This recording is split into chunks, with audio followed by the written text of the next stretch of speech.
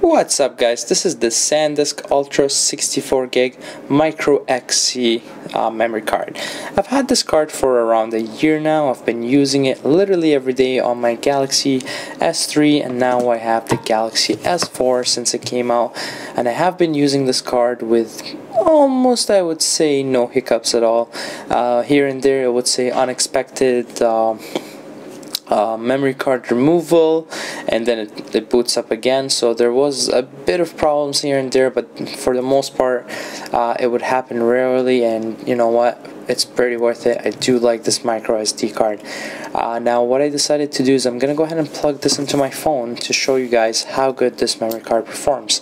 Now in the actual phone there's an actual app I'm planning to use, which will go ahead and test how good the micro SD card is.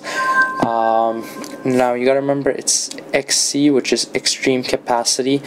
Some phones do not support that, even memory cards, but the S3 and the S4 do actually support this, and it works perfectly fine. So what I'm gonna do is I'm gonna go ahead and pause the video, and we're going to go into the phone, download the app, and see how good it performs. Alright, now I did go ahead and download an app. It's called SD Card Tester, and you can get that from the App Store, the Android Play Store.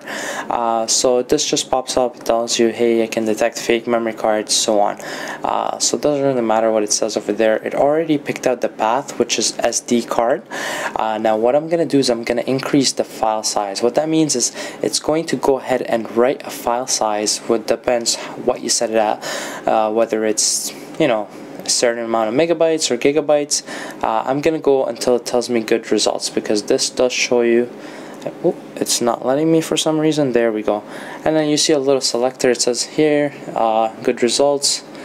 You know, you're gonna get good results, excellent results, and I'm gonna run it just, you know, as close as 2 gigabytes as possible, and just get it as close as 2 gigabytes, and that should be, yeah, that's close. That's around 2.1 gigabytes.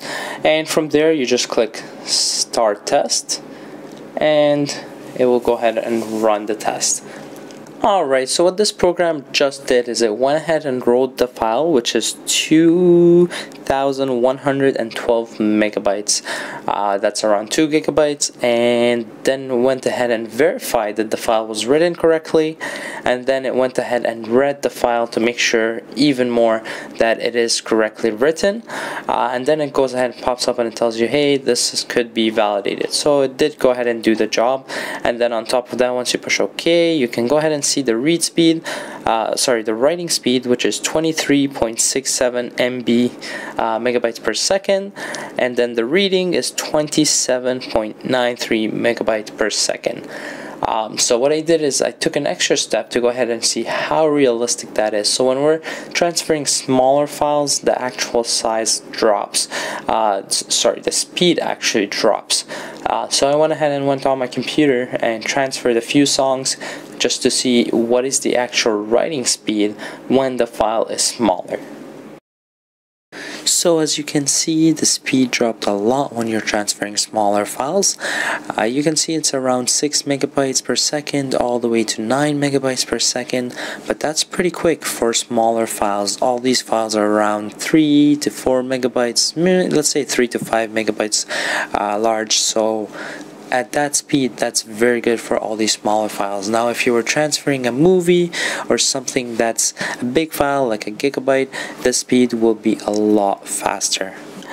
Overall, I would really recommend this micro SD card.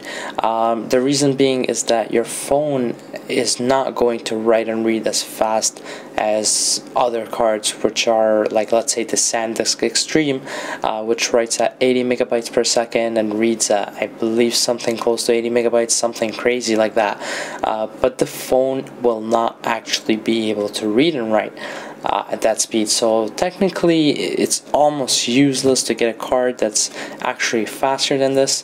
It's almost an overkill if you do go ahead and get that, because it will only write as fast as the phone can write. Now I went ahead and did purchase one of those, the micro SD Extreme 80 megabytes per second, and I am going to go ahead and try it out just to make sure that the information I'm giving you are correct or is correct.